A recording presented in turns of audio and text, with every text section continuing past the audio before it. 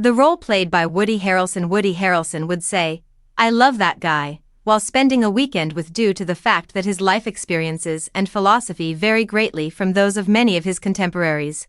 Woody Harrelson has long been one of the most fascinating men in Hollywood. Harrelson's political leaning, which has always been difficult to identify due to his apparent healthy mistrust of both sides of the aisle, is maybe the finest illustration of this. Harrelson declines to put up his tent in either of the two camps in the almost entirely left-leaning Hollywood scene of today. He readily states, instead, "I don't believe in politics. You could call myself an anarchist, I suppose."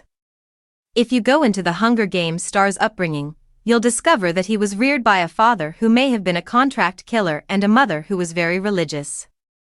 Actually, in 1979, his father was found guilty of killing a federal judge and given a life sentence. However, Harrelson quit organized religion as soon as he left home, turned into a hedonist, ran afoul of the law many times, and is still a fervent supporter of legalizing marijuana.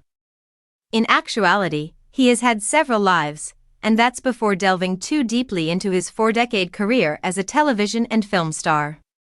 Fundamentally, Harrelson has always said that he is a supporter of living in a free nation. He insists that the U.S. has no time for government supervision and conducts wars for capitalism and for oil rather than democracy. In 2013, he told Details magazine, "I think people could be just fine looking after themselves," before continuing, "I keep coming back to the same goddamn subject. I suppose because that's what irritates me the most." Consider Harrelson's response to the question, if you could spend a weekend with any of the characters you've played, who would it be? His position, which he has hesitantly called libertarian on a few times, has enormous importance. After some consideration, Harrelson decided against picking a fictional character, so any pictures of him hanging out with the slacker basketball prodigy Billy Hoyle from White Men Can't Jump, the dim-witted barman Woody Boyd from Cheers, or the troubled detective Marty Hart from True Detective were thrown out the window. He went with one of his on-screen personas from real life instead, a guy who embodied controversy.